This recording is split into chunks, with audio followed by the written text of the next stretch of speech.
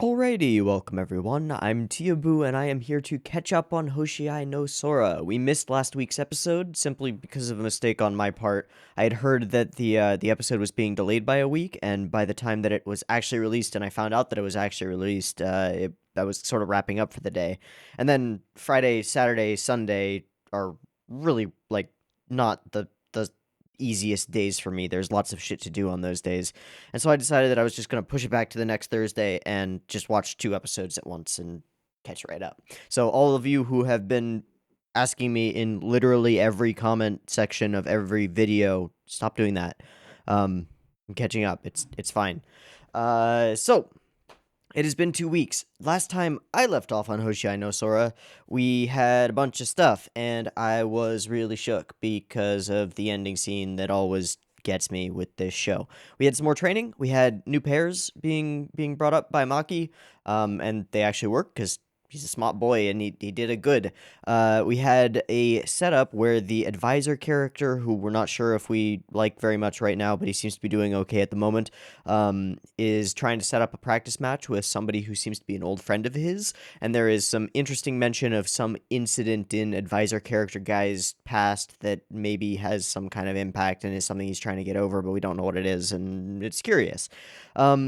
And then, of course, there is the big old massive thematic through line of uselessness as embodied by Maki's biological parent person, that fuckboy. I think I'm just gonna refer to him as cunt because it fits. Sorry if that word hurts your ears, but that's what fits in my mind for him. He's a cunt, and I want him dead. I want him dead. I want him gone. Not gonna mince words about it. I went on and on in the last episode about like Maki should carry a blade and have some way of showing his father that he is willing to defend himself. Some people in the comments made some good points on that point that it's probably not the best idea and would probably just lead to his father taking the blade from him and using it against him. That's a fair point. Yep, I don't have an answer to that. I still think he should carry a blade. I think he needs to show his father that he's not going to take this, but there's just no way that that's the way that this is going to go. Yeah, last episode for me 2 weeks ago left me kind of shook. Don't know. There's been sort of like an alternating pattern of um, good stuff and then lead into cliffhanger with horrifying dad stuff, and then an episode where there is no horrifying stuff, and then an episode where there is. So maybe episode 5 will not have so much awfulness in it, but I don't know. I also don't know when the practice match is going to happen. I don't know what's going to happen amongst these boys and their team and all that jazz, but I'm interested to find out, and so let's do that. So, I have episode 5 of Hoshiai no Sora up and ready to go. It is at 0 seconds. There will be 2 versions of this reaction video. You can find a picture-in-picture version with the video up there, linked in the description, and a timer-based version up on YouTube. If you want to sync up your own copy of the episode with the timer-based version up on YouTube, you're welcome to do so. Just get your copy ready, because the beep beep timer to count you down will be coming at you right now.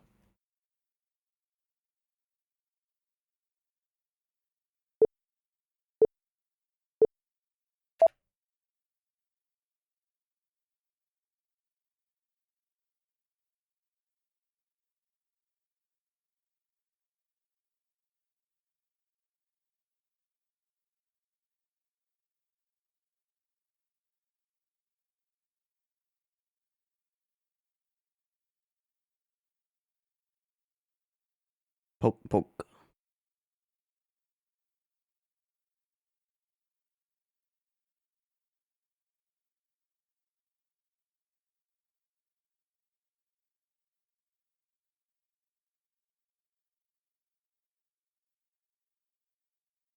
Tell him. No, you didn't. Someone else did.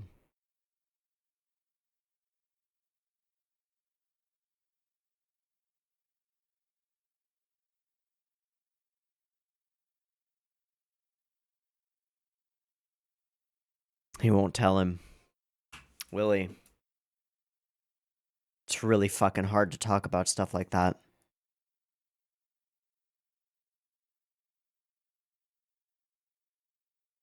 If he does, though,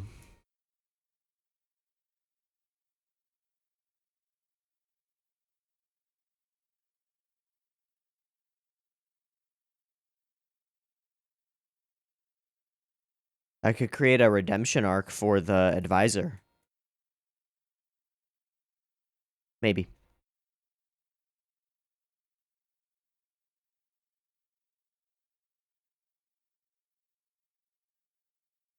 Well, that visual has more meaning now.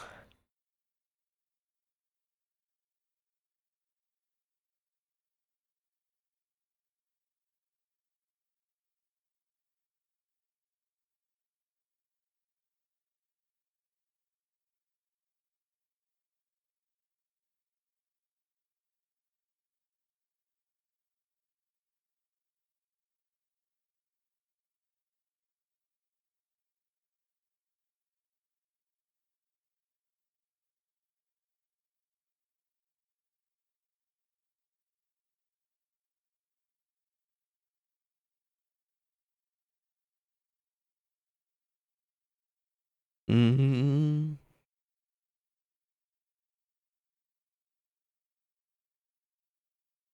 Thank you, Toma.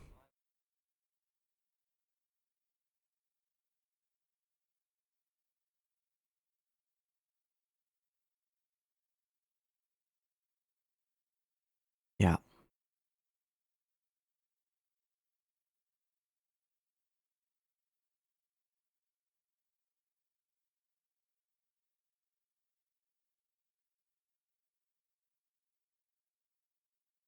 Doesn't your mom have a restraining order in process? Yes, she does. Useless.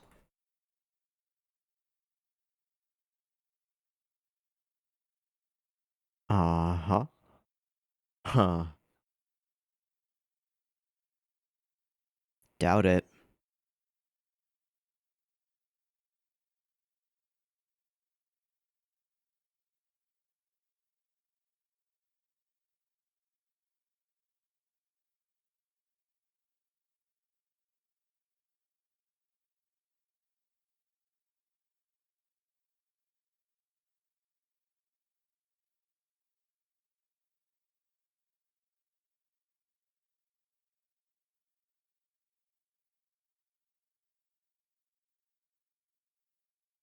Deadbeat motherfucker.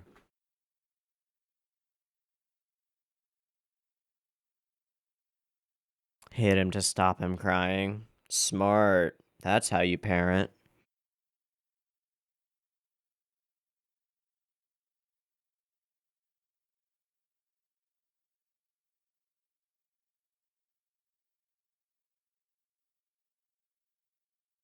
Yeah. Yep.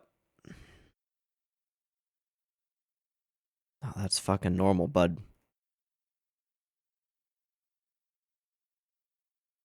Yep.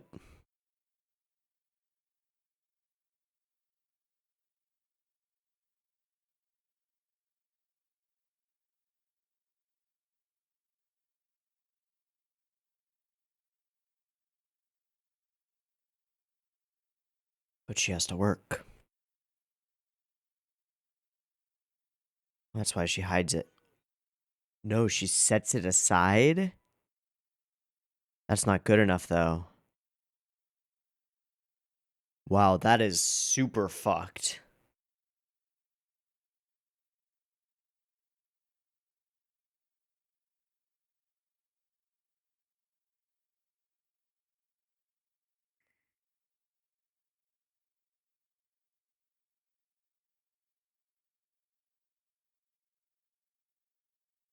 Get a bunch of tennis kids and beat his ass. Hey, extra rackets. Hey. And use it to beat his ass. Hmm.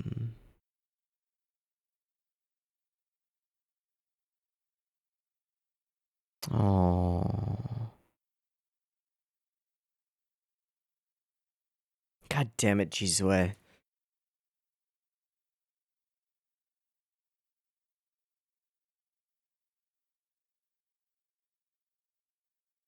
Hydration is important. Although tea is not the best way to do that. Clear water.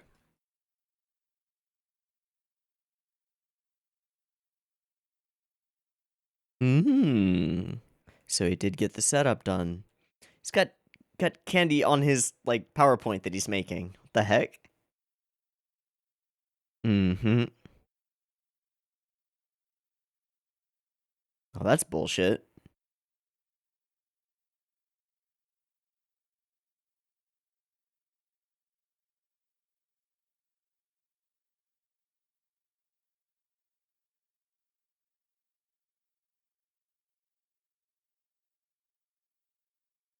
Thanks. Okay, buddy. Are you fucking serious, dude?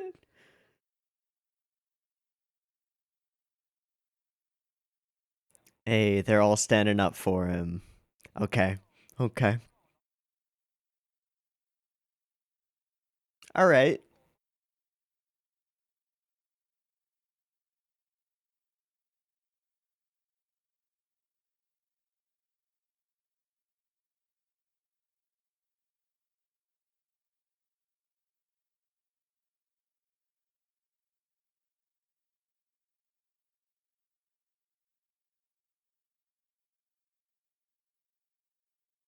You're just feeding him, man.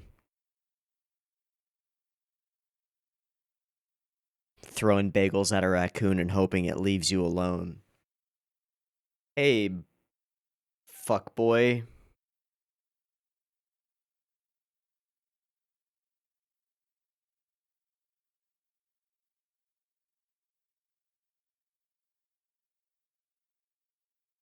This is the first time we get to see any of this from his perspective when he doesn't just appear out of nowhere.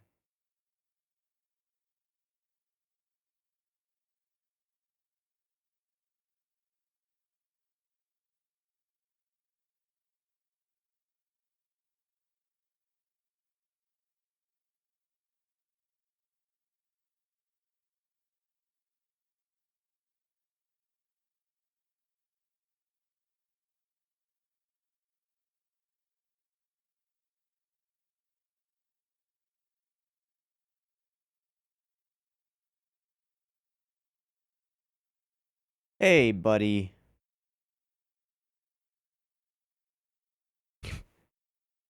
Bitch.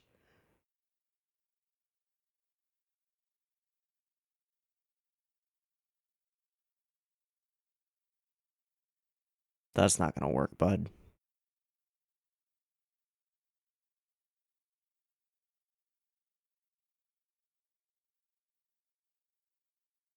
No, you're not.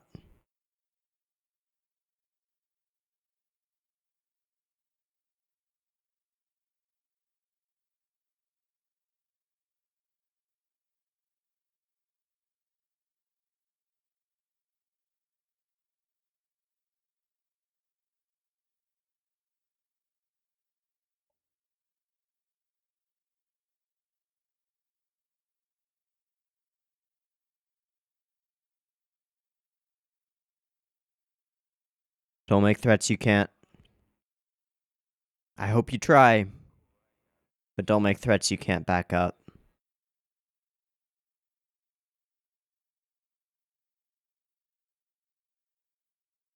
I can agree with that. He doesn't care, though.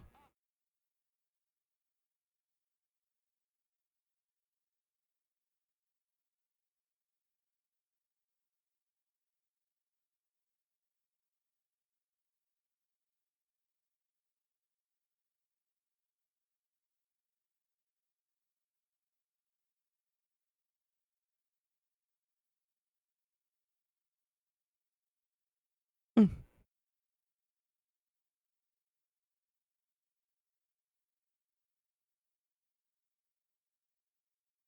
Don't tell him.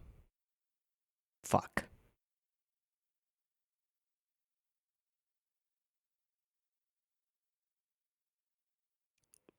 He's gonna threaten your family.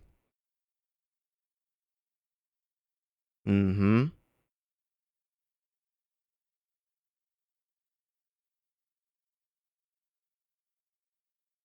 This was ill-advised.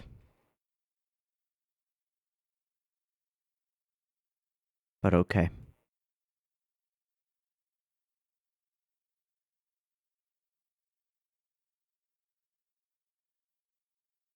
Hmm.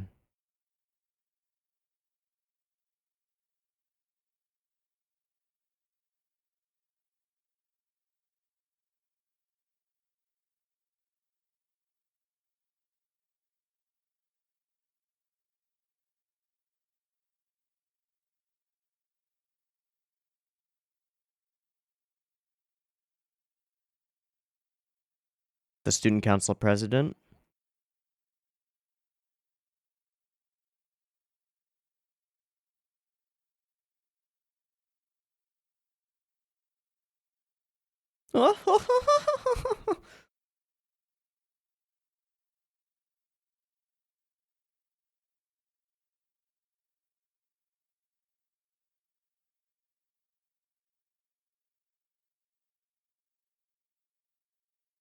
Familial development for her. Interesting.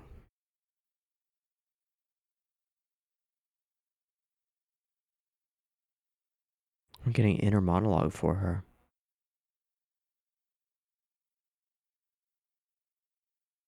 Hmm.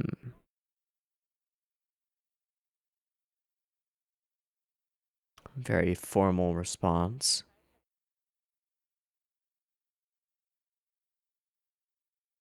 Ah, it's good to understand the... But you had to because of family responsibilities. This is interesting.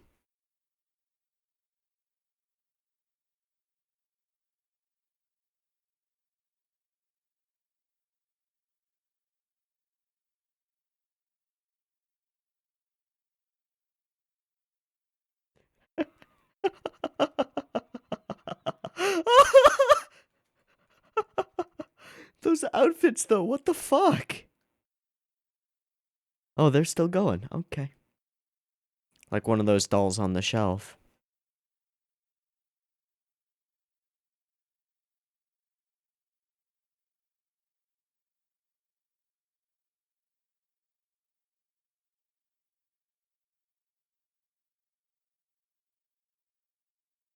Little bits and pieces of everybody's family lives. Hey, it's not a CG crowd. Mm-hmm. Liar, liar.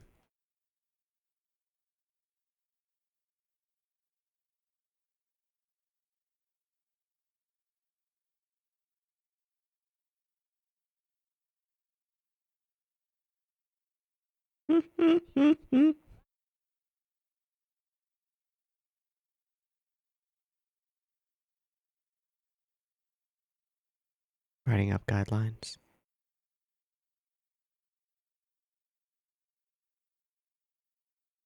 Huh? Hmm.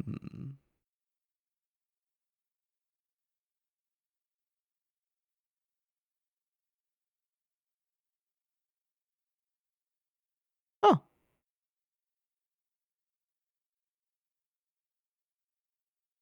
Yep.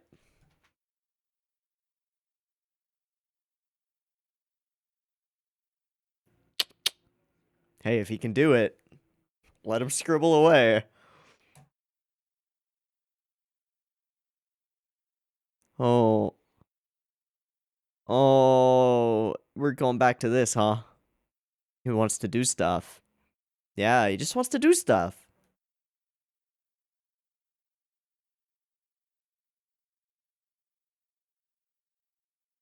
Because he feels it. Mm-hmm.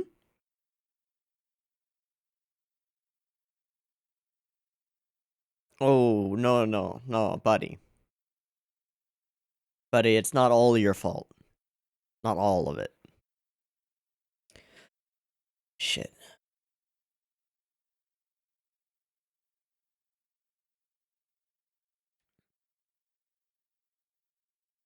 All in your head, bud.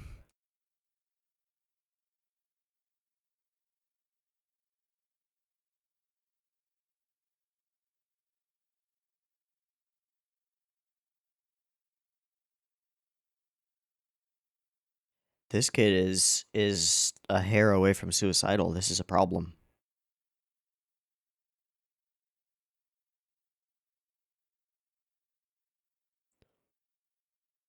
Oh. Adopted? Oh. Oh. Okay.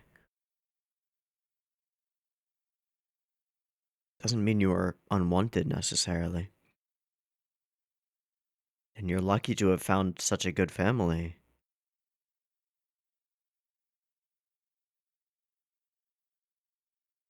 But still, there's a wall there, right?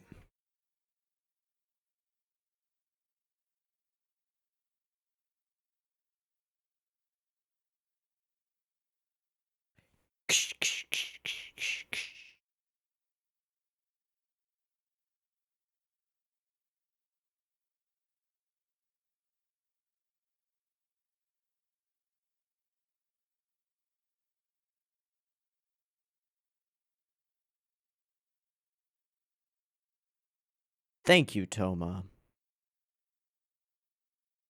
He did.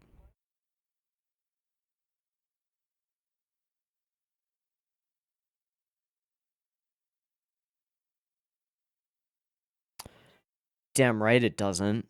Not after what you saw yesterday. There he is. Yeah, no. Yeah. Hey, buddy pal.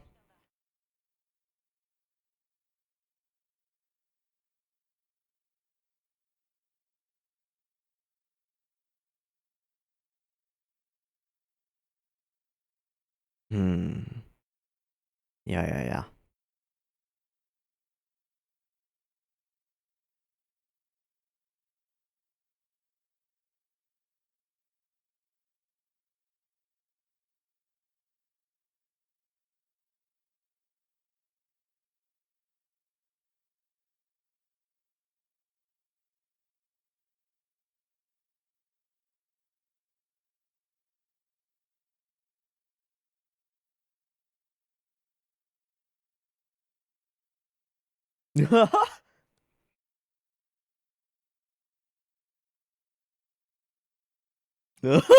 What the fuck is that?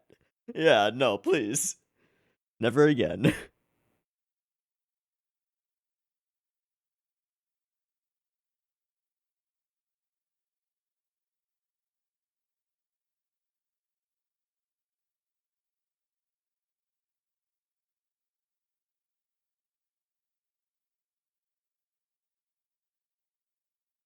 What you drawing?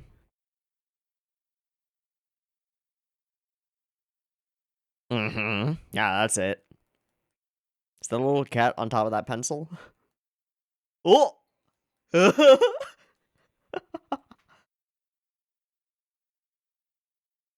Sweet.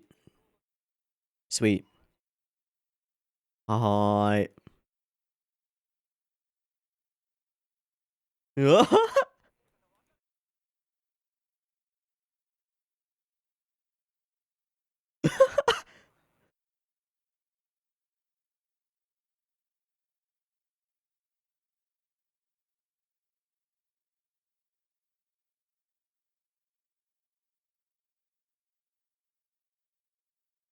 Mm-hmm. Weird wipe, but okay.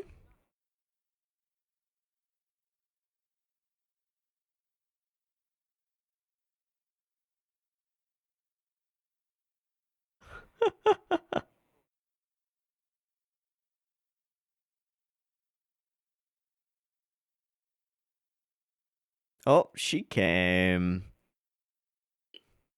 Baka, it's not like I wanted to watch you practice or anything.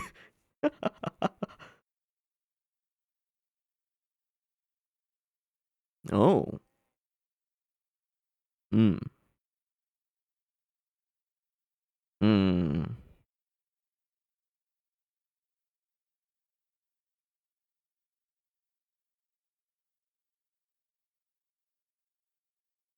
Mm-hmm.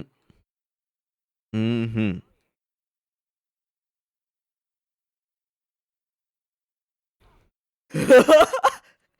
Get out of here, advisor.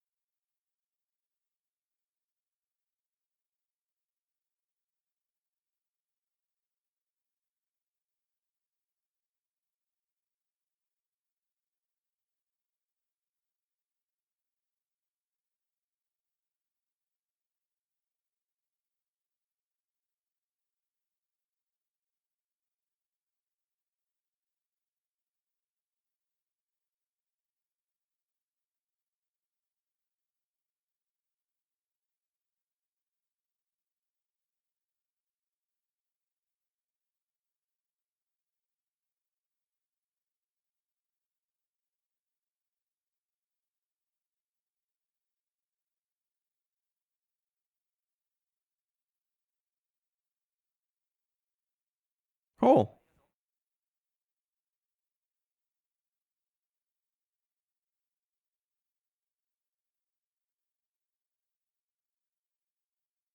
Not worth it, eh? Well, you probably... Oh. That's a lot of players. Oh, hi.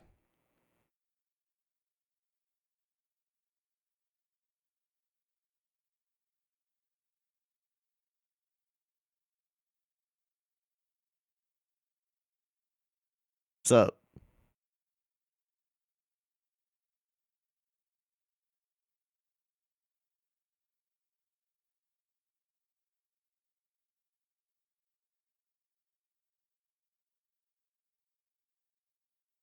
Let's fuck him up.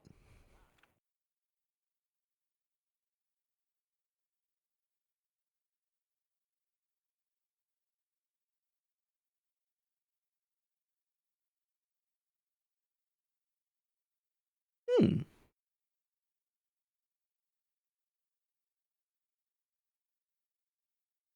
Cute. Okay. That was an episode. Uh, hmm. That middle section. That was definitely a thing that happened. Some really interesting direction in it, too. Okay, I think there are... Okay, yeah, there are 3 major things that are, like, really interesting to me about this episode.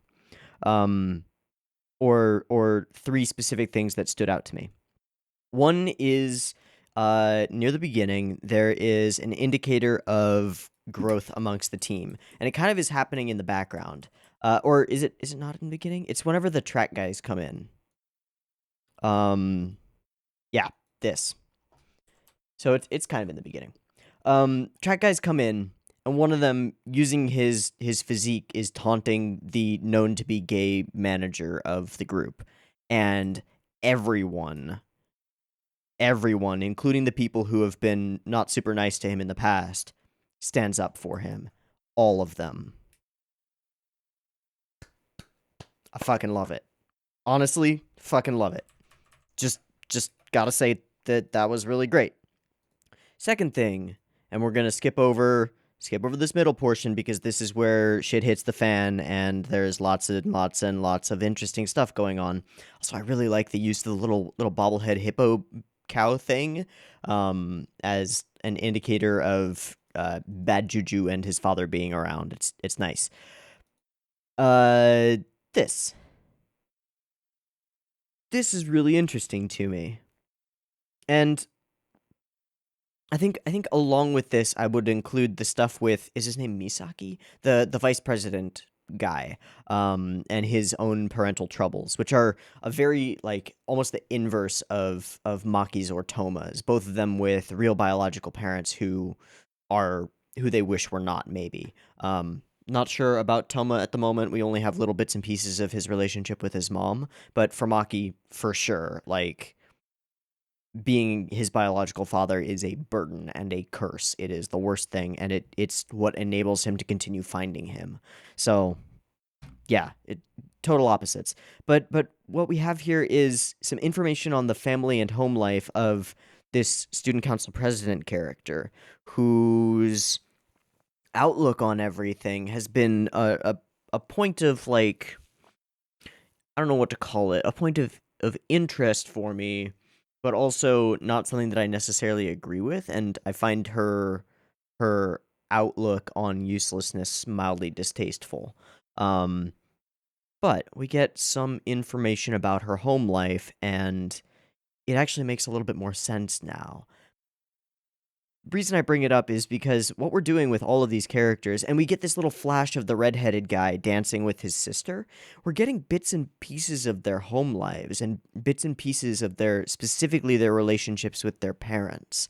And it makes me think that there are two thematic through lines in this show so far.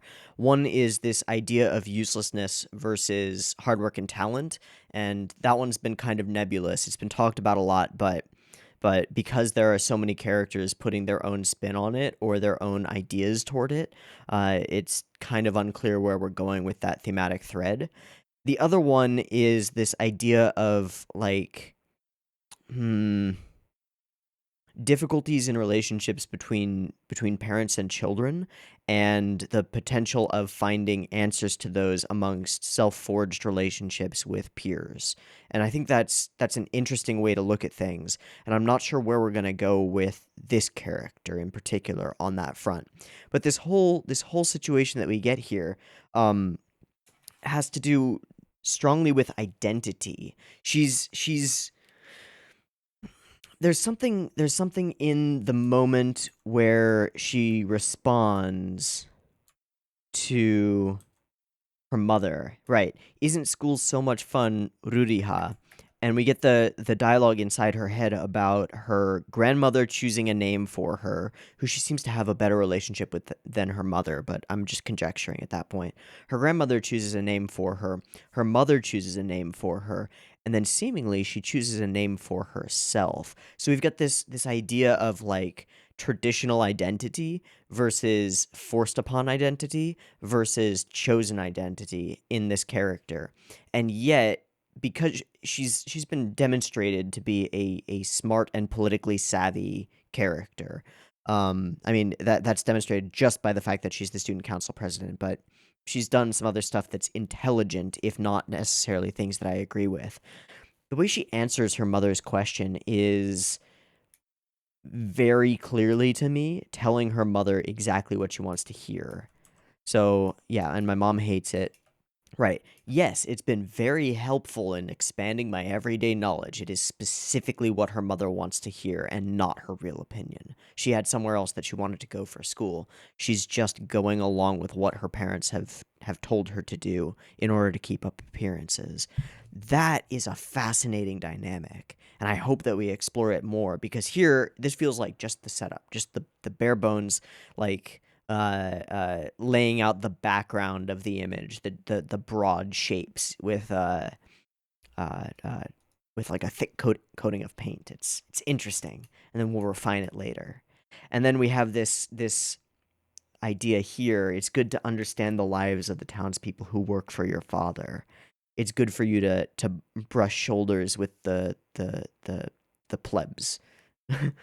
Honestly, like, that's exactly what's going on here. So her father is a mayor or something, is somewhere involved in politics, I assume, or potentially is could be a corporate head as well. Either or, both work.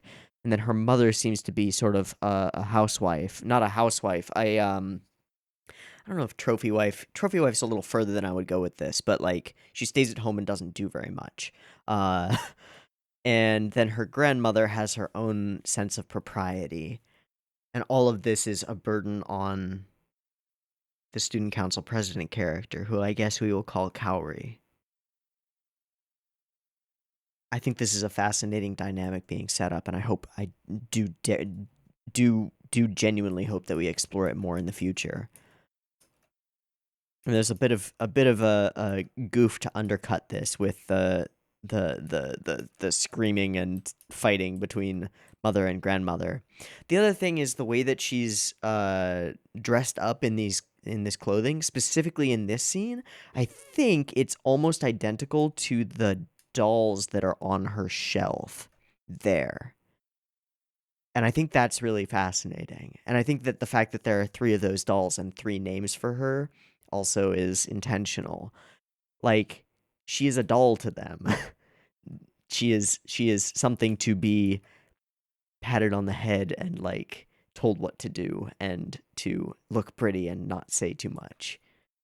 I think that's really interesting. Now, I could be wrong and she could choose to wear those clothes and whatever, but the fact that she's secretly diarying about her real name makes me think that's exactly what's going on. And then we get this flash of this guy, a different familial relationship entirely, and we have no inkling about his parents, but just given the exuberant joy that we see in that one little short scene, it seems like he has a pretty good home life, which is lovely. Oh. Okay. And there's all this stuff, the lying, and then the focus on this character, whose name is Futsu Rintaro. Okay, I won't remember that. No chance. And he just keeps sort of getting pushed out to the side because Maki is getting respect. But I think we as the audience realize, and I think Toma realizes what he doesn't, which is that a lot of this is in his head. That's not to say that it's not real to him, right? Like, I said it during the reaction, but his mental loop of, like, I'm just worthless, I'm just useless, I should just die. It's a hair away from suicidal. And so gonna be keeping an eye on this character because I am genuinely afraid that he's going to take his own life or attempt to. And if Toma or Maki or someone like them doesn't do something to show him that it's not that way at all, and you maybe should be okay, bud. You got a family who loves you, and you probably would hurt them a lot if you were to do something like that. Yeah. Then things could go really wrong for him.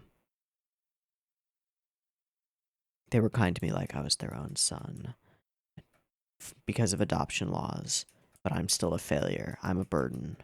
Enough that I envy you. And then we have the inverse thing going on with Maki, whose father is the fact that he is his father is like the worst thing in his life at the moment. So it's not to say that he's wrong for feeling the way that he feels, that Rintaro is wrong for feeling the way that he feels, but he kind of lacks a sense of perspective, I think. And it's just going to be hard to show him that, if possible at all. Okay. And then we've got the setup for the thing, for the practice match, which is cool and fun. And then we get ourselves an extremely dislikable redheaded asshole of a character so that we actually have some emotional investment in this practice match, as do the characters. Like, we've been watching them work for a little while. We kind of want to see them either succeed or put up a good fight and show this guy that he's wrong about them. Though, like a couple weeks ago, he was entirely right about them. They are weak, and so they might be getting punched. But we'll see. It gives us a little flavor, a little emotional investment, which is nice. Okay, and then we can turn our attention to this interaction. So,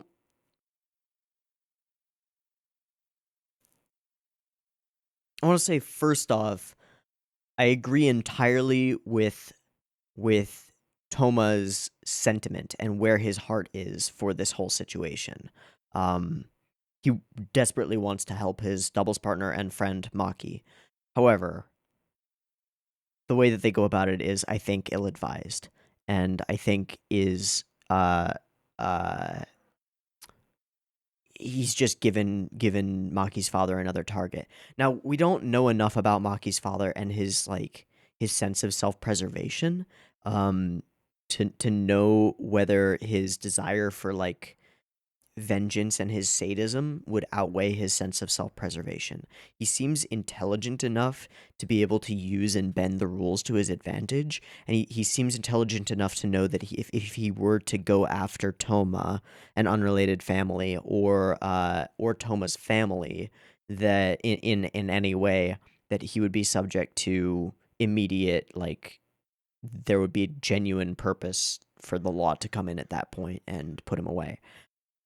Battle. I mean, there already is, honestly. If they had recorded that conversation, minus the parts where Toma yelled that he would kill him, and the part where Maki yelled that he would kill him, that would have been a genuine death threat, and you could probably... I'm not sure about Japanese laws on death threats, but they're not good.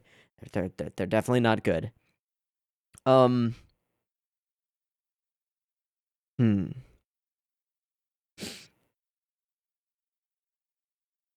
There are a couple things that scare me here. Let's put it that way. One is that Toma can't back up his threats. Now, he's right that as a minor he would get relative leniency. But physically, I don't know that he's capable of doing that. And when he says it, when he says, I'll kill you if you blah, blah, blah,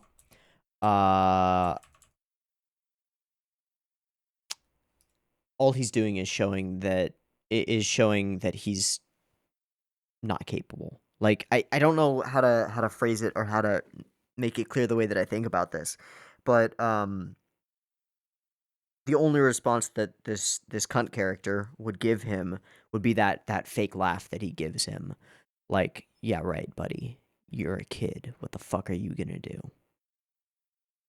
I agree entirely with where his heart is at, but I don't know if showing himself, telling him his name, and showing animosity toward the follower was necessarily the best idea.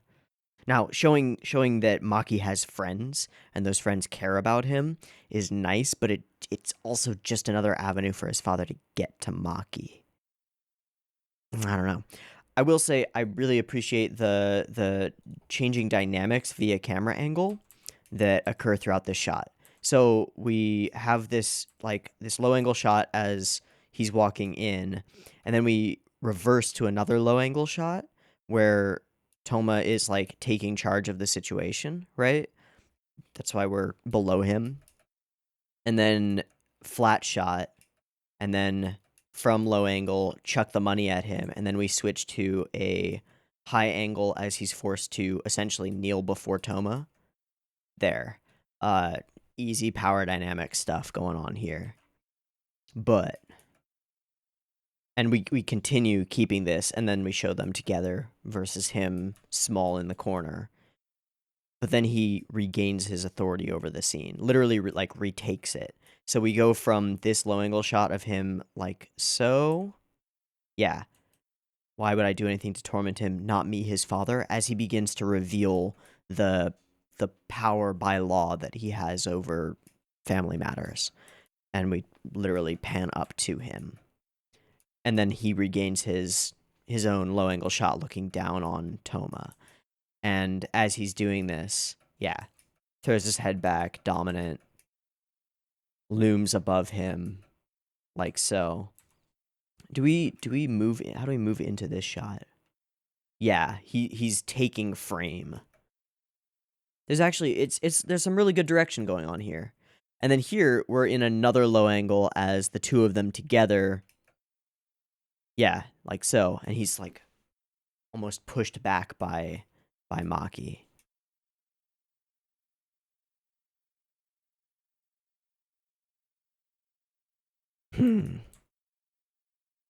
Slinks out the door. Yeah, some really cool direction in here. There's also the fact that he is always shaded in deep shadow or gray. Whereas Toma and Maki have a bit more light and color to them.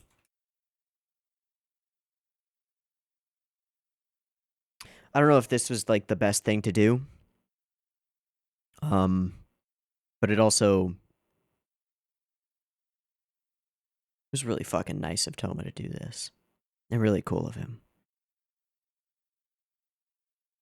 And I gotta respect it. But I also am a bit afraid. Because deadbeat or not,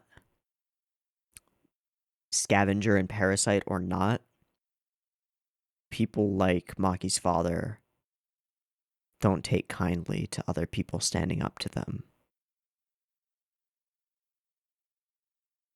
Bullies stew. They simmer. And they find ways to get under people.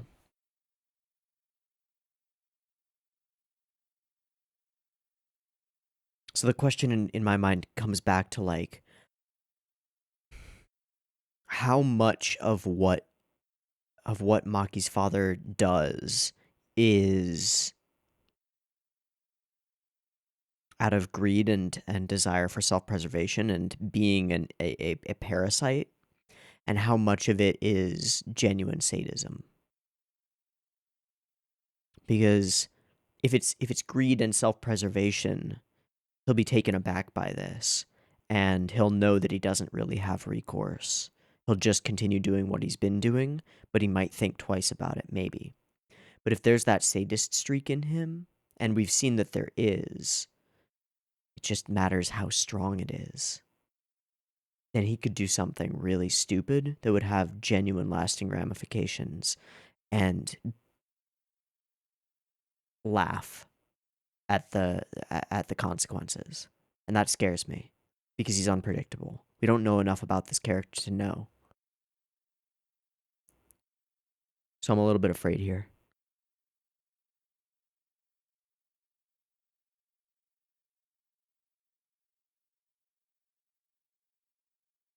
Another thing that I would just mention about like the way this whole scene was executed is Maki, who has, as far as we know, never stood up to his father alone, uh, quietly freaking the fuck out in the background as Toma is saying this. He's just like, specifically when his father begins this laughing spree, it's like it's something that he's heard before, and it just snaps him. I think that's an amazing touch. Okay, so a lot of really interesting things in this episode. Not sure how I feel about a lot of them. And some of them are just setup-y stuff. But solid setups, I think.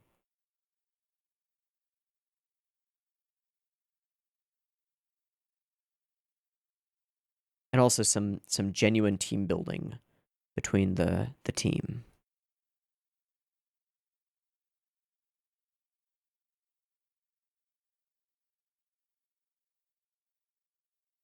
Especially with this moment of he's one of us, stop fucking with him, over their manager. Nice. Really enjoyed this episode. It was a good episode. Let's watch the next episode, which I assume is going to consist mostly of this practice match. I'm going to take a quick breaky thingy to do a syncy thingy and make sure all the tracks are synced up for the next episode, and then we'll go ahead and jump on into it. So I will see you in a moment. Peace. All right, we are all synced up and ready to go, so let's go ahead and jump on into Hoshiai no Sora episode 6 and see how this practice match actually plays out. Beep beep timer.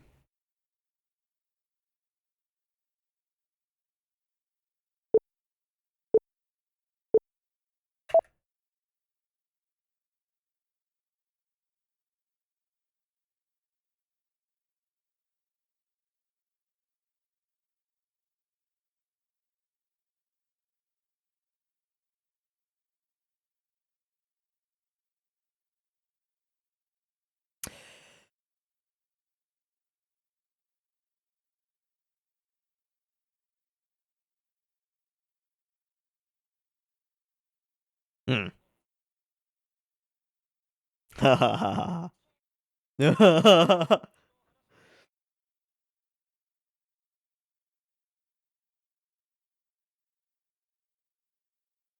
Put up a fight.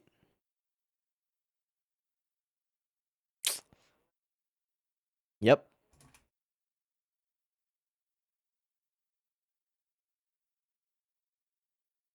Ooh.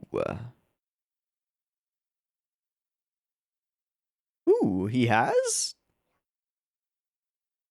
It probably will be.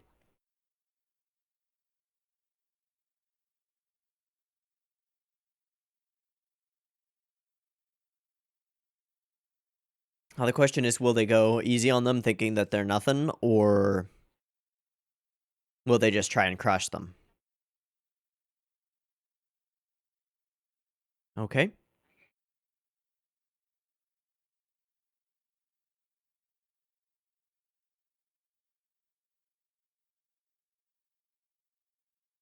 Oh. Thanks, Maki. Right.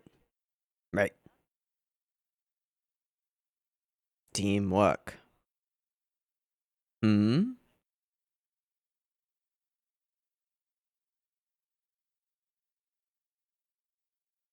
Yeah, alright. Oh, that's what they were doing.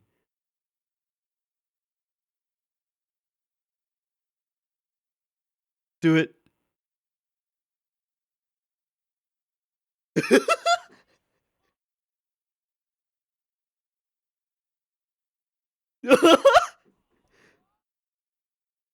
Aw, little grasshoppers. Oh, that's fucking stupid looking.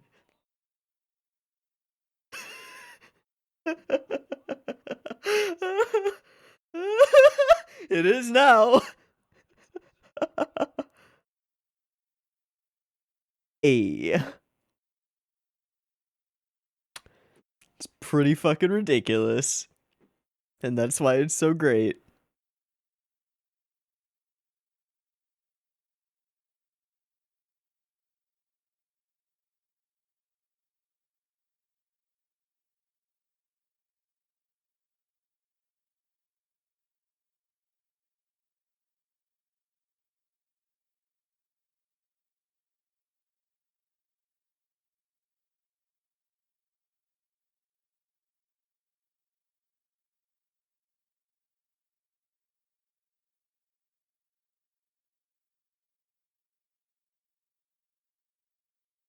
Odd to have a cinematographer credit.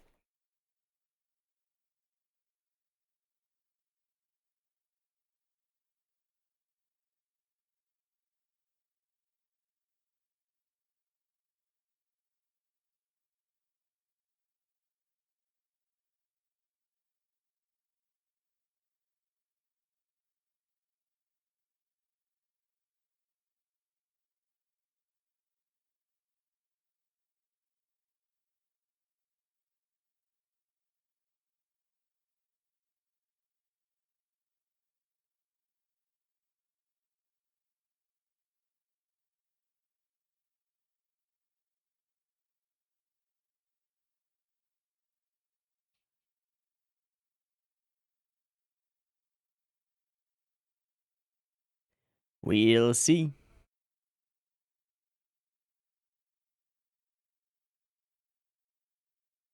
Shit.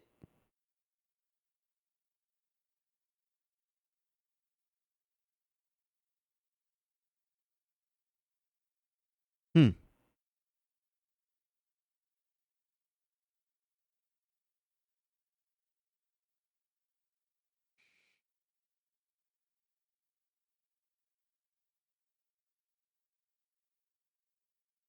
Why did they choose side over serving when they have a strong serve?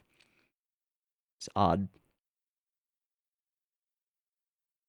Where's the sun?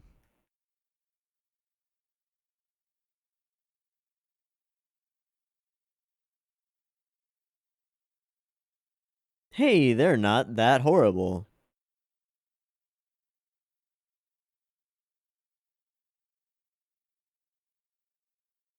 Hmm.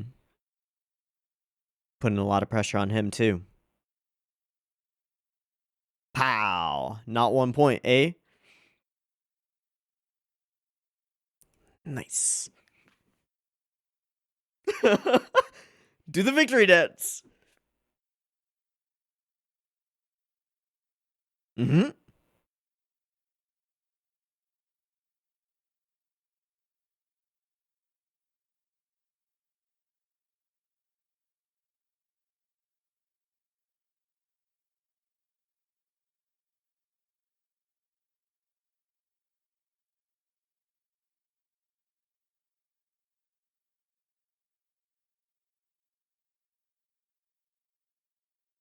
Shut up, let him have it. Damn right. Hey. Oh.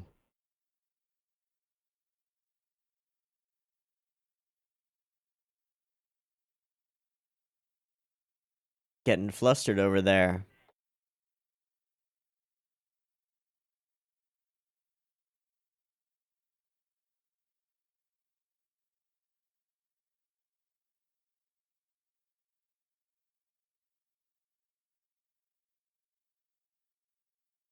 Wow, that was cool.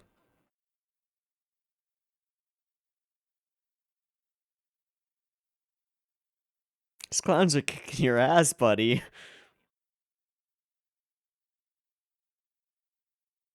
And no teamwork, eh? Fighting.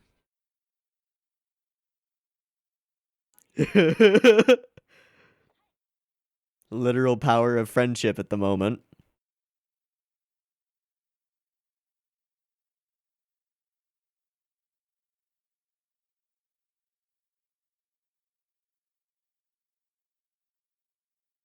Yay! Peace, peace.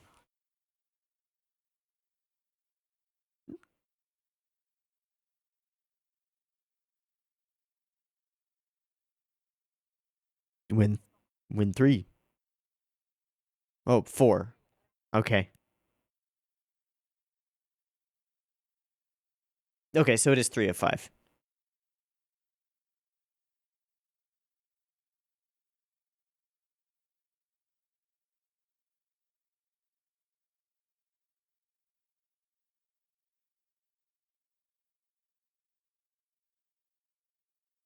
Mm-hmm.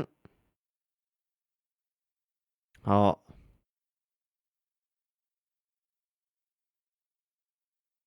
Experience comes through. All right. Well, rip our boys.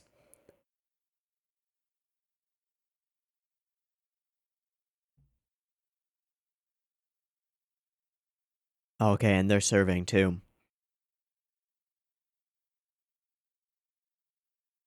A lot of spin on that one.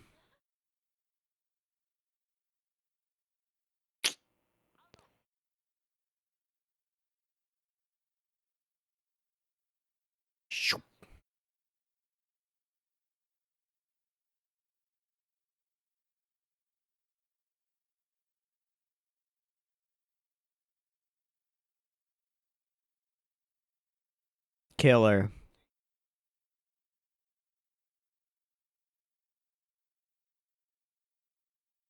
Yeah, this is just gonna be aces. This is bad. Gotta be able to react to it. Damn. Just aces all the way. Ah.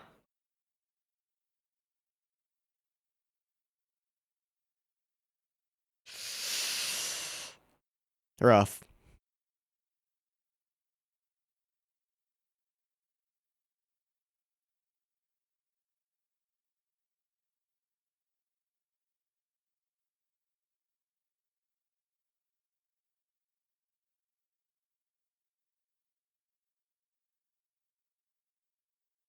Teeaboo. Mm-hmm. Also. Hey. Train harder. Eh. Yeah, but they put up a pretty good fight.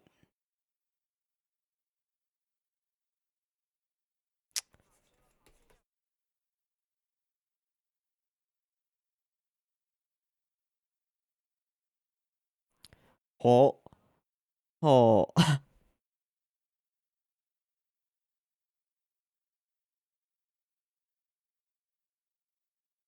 Well, shit. All right, Vice Captain.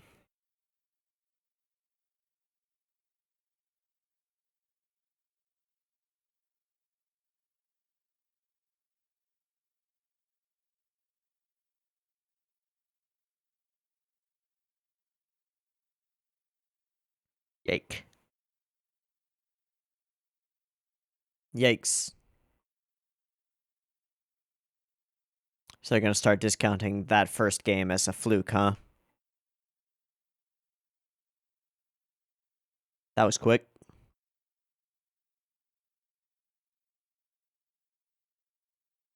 All right, boys.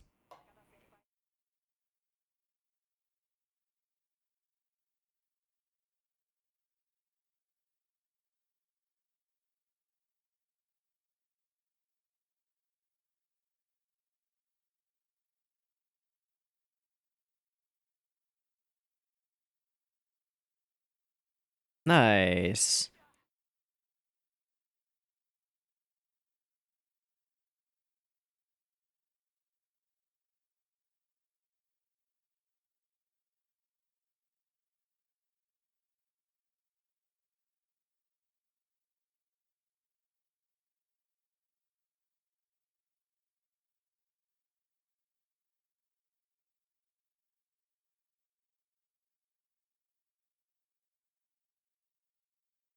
So we're setting him up to step in versus our core duo, right?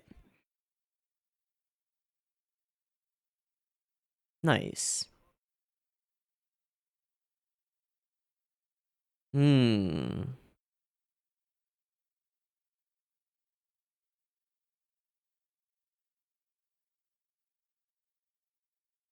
God damn, Jizue.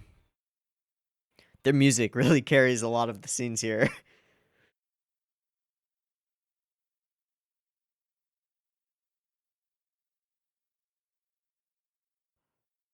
Need more stamina training. Hmm.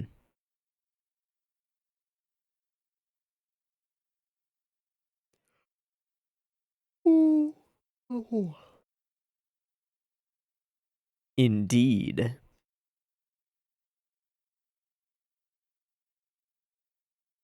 All right. Oh, weighted racket.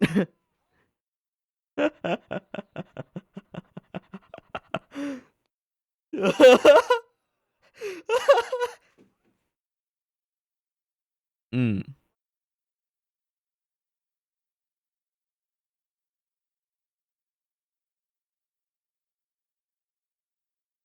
Oh, good luck, boys. Yeah, indeed. Yeah, hydration.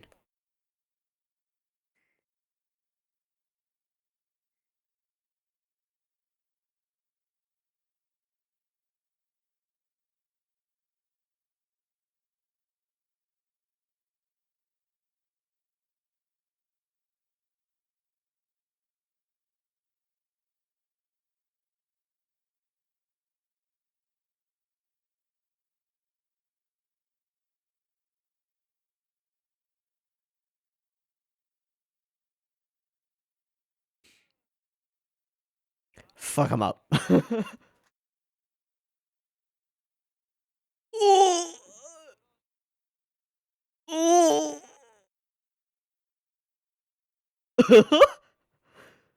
Uh-huh. A little bit. Can they back it up though? I don't know. I don't know.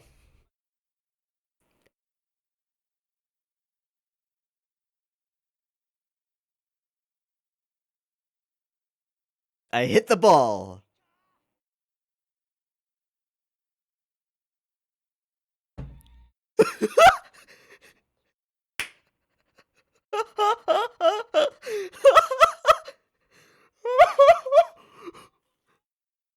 That was amazing. That was amazing.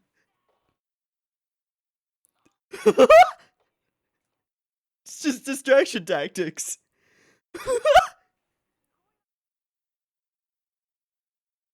It's actually brilliant.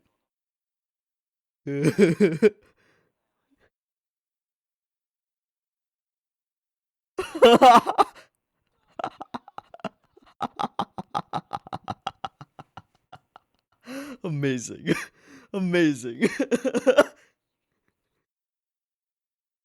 It's totally dumb, but it's perfect. The dumb part.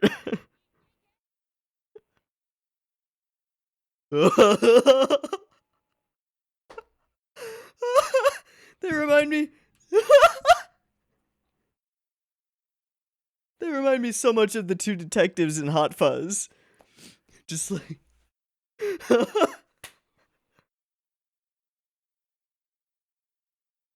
Amazing. Yeah, chill. What are they planning now? Alright. Only works for a little while, though. Nice.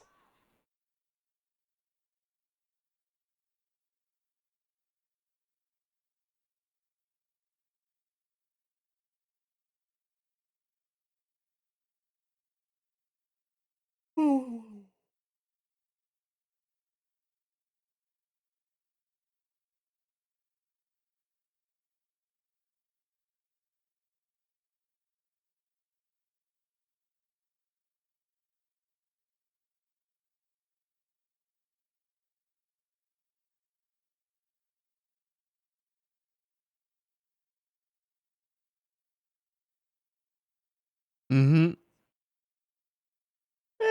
It was bound to fall apart. Not at all. But you'll work harder for next time. Yeah.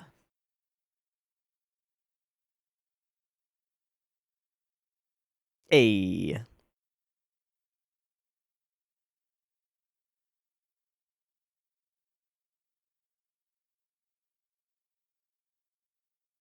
Now it's time.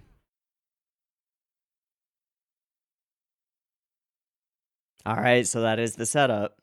Do we have time for it? Or is this gonna be a hiff clanger? We've got time. Depending on how the match goes.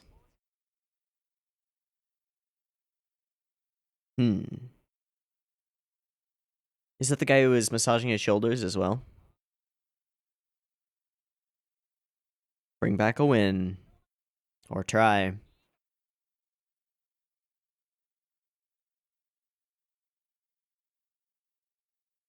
Ooh. Yeah, they aight.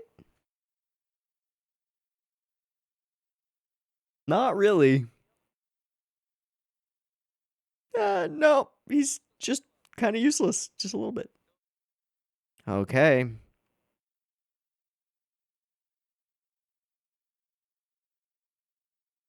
It's true.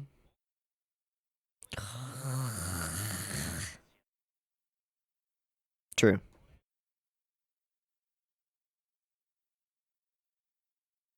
Okay.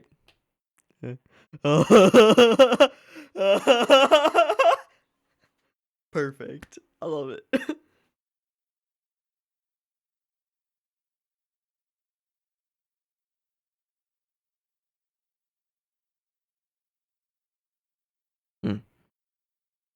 Let's do this.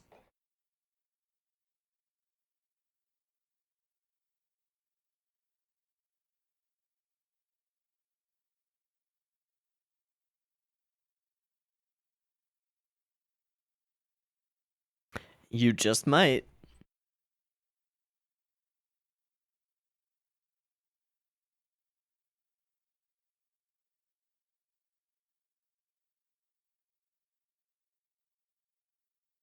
Ooh, that was interesting.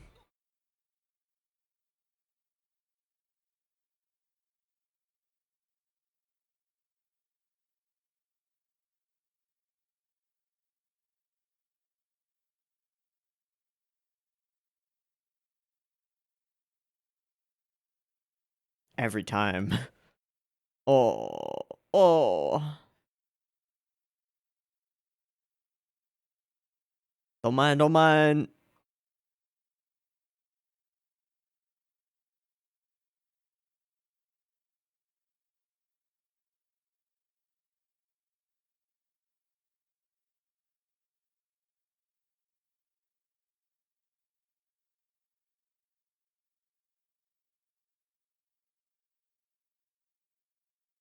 Uh-oh. Cool animation on that Baldy formation. Oof.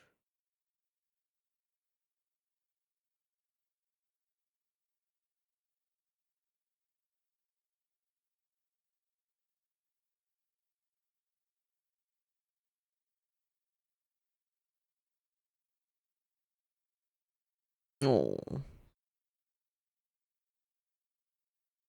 Sure.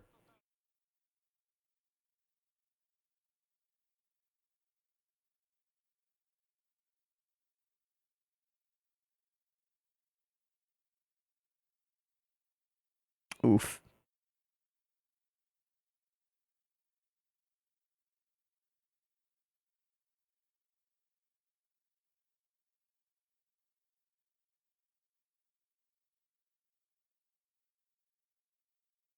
He was right when he said that they're on another level. Just a little bit.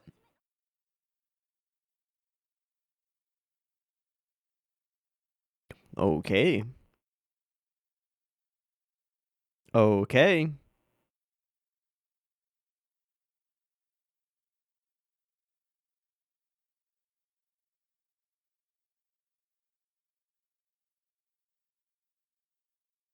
Hifclanger.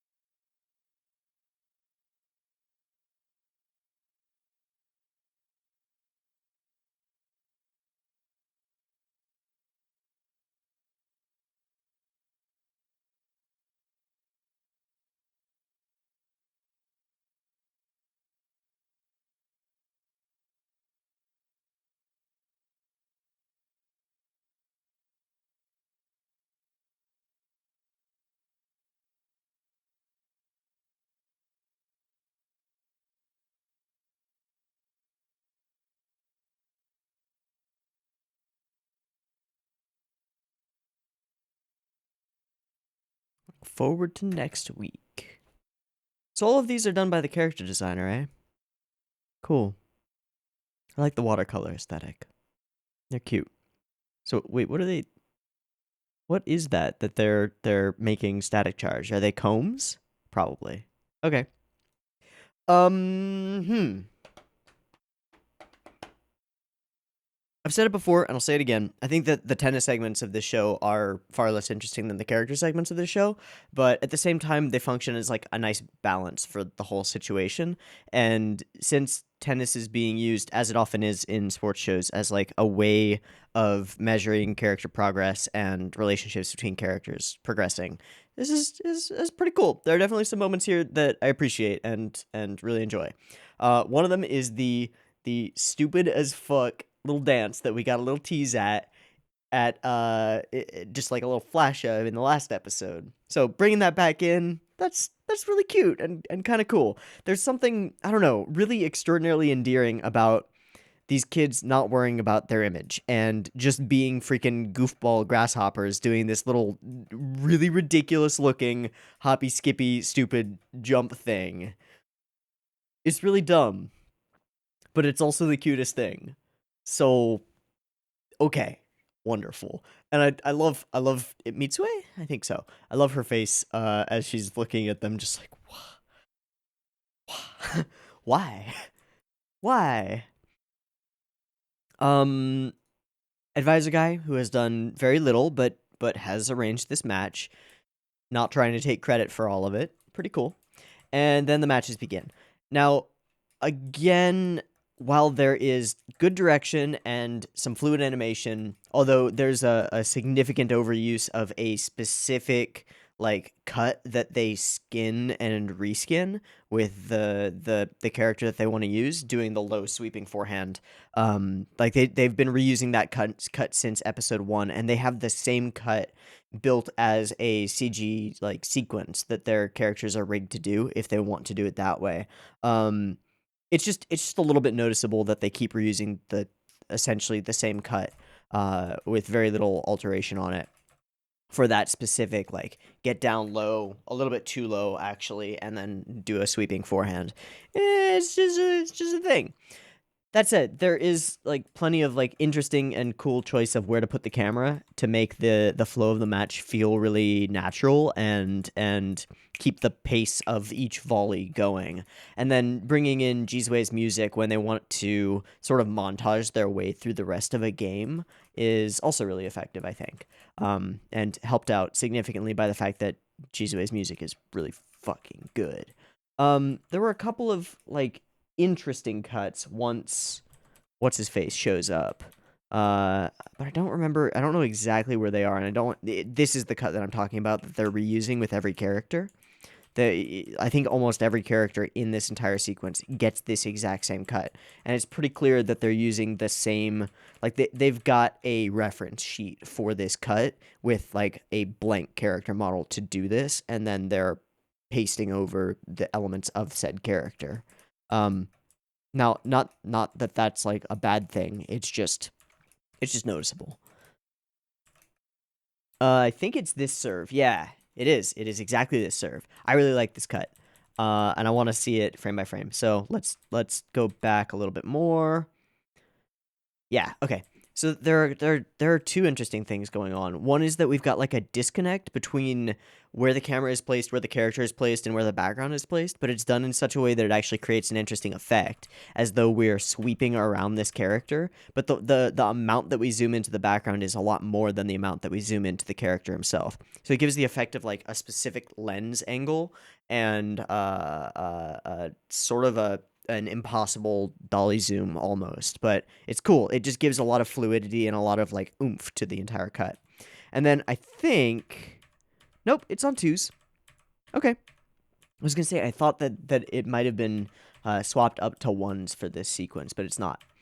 We get the fantastic hang time as he waits for it to come down, and his expression actually changes as he begins the cut. His eyes become a little bit sharper, and his grin becomes a little bit more pronounced. And then we again sweep in, up, and like down with the camera, like so, as he grinning brings it down, and then we get some wonderful deformation and some like smeary stuff. There was also the color smear on his hand as he's throwing the ball up. Yeah, there, like so, and whoosh away from it. And then the ball takes up the frame, and then we cut from there to here. We get cool ball deformation, giving it lots of speed along with the speed lines background. And then the bounce and the whoosh and the little particles. There's just a lot going on. Really makes his serve seem cool. And then there's this big pull out, which they use a lot. And I think it's pretty cool and effective. But we go from... This is just for my own interest. I want to see where we start. There. Okay. So we start there heavily blurred with like it might be radial. But there's a heavy motion blur out this way at least. And then we pull out from there and clear it. Yeah, it gives it a lot of instant momentum. Very cool. Let me do sort of the same thing again. But it's a different cut. This is a different set of drawings, I think. Maybe it's not. Nope, there's some reuse there. That's fine. But it's different this time because he picks it up, which is cool. And then we cut away in the middle of the match to the ED, and we sort of cliffhanger. just an unerspism. And then our dance sequence, and then our end card, and yeah. So again, because the majority of this match, or of this episode is tennis focused, there are little bits and pieces of interesting things in here, but honestly, this is not what I'm watching this show for, and it's not what I'm super interested in, and it's not what like sparks a lot of discussion for me. Now, it's nice to see all of these characters, one, working well as teams and partners, and two, each one of them has been taking one game off of their opponents, which is far more than their opponents may have expected, and that's pretty great. It shows that they've definitely improved since being absolutely hopeless at the very beginning, but they still have a long way to go. And then the other thing is, yeah, there was one character moment that stood out to me, and I wrote it down, and it was a loss that you can learn from. We see this difference in attitude between Mitsue and the manager. A loss that you can learn from is something valuable, and then she turns and says, "A loss is a loss." Right? There's a very clear to use the word dialectic is kind of wrong, but that's sort of what's going on here as far as the philosophy of the show goes.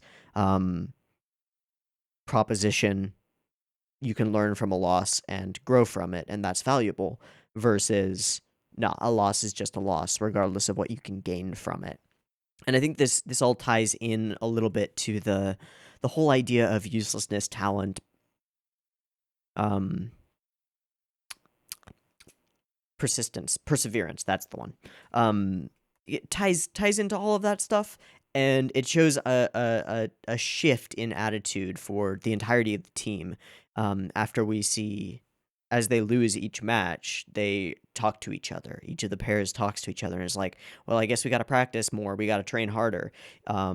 That's cool. That's good. It shows changing in character for them, which is great.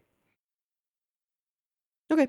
All in all, an episode that I certainly enjoyed. A lot of that just from the fact that it was pretty snappy, and there were couple little interesting pieces of animation and tons of really good music. Not the most interesting episode of this show. That's fine. It was okay. And I think that's all I have to say about it. So, I've been Teeaboo. This has been Hoshiai no Sora. We are caught up. Nice. And yeah, episodes 5 and 6. Hope you enjoyed them as much as I did, because I had a pretty good time with these couple of episodes. And I hope to catch you next week when we watch episode 7, which will probably have more soul crushing stuff in it, because this had no soul crushing stuff in it. So, yay!